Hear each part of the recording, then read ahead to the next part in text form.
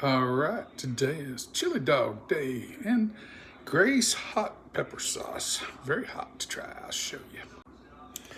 I bought this at the Asian market. I really like this. Hot peppers, water, cane sugar, salt, and xanthan gum.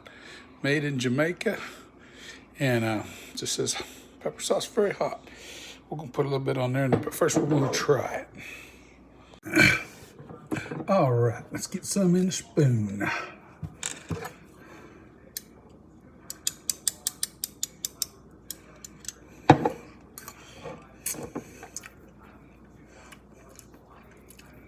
A lot similar to Louisiana hot sauces, but a lot more pepper influenced.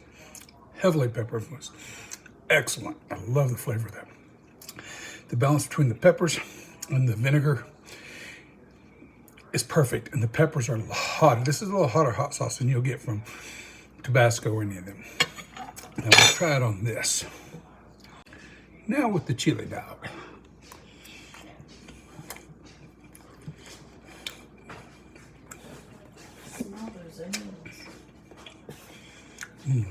Perfect, just perfect. Works well. Gets a thumbs up. If you can see it, buy it, it's good.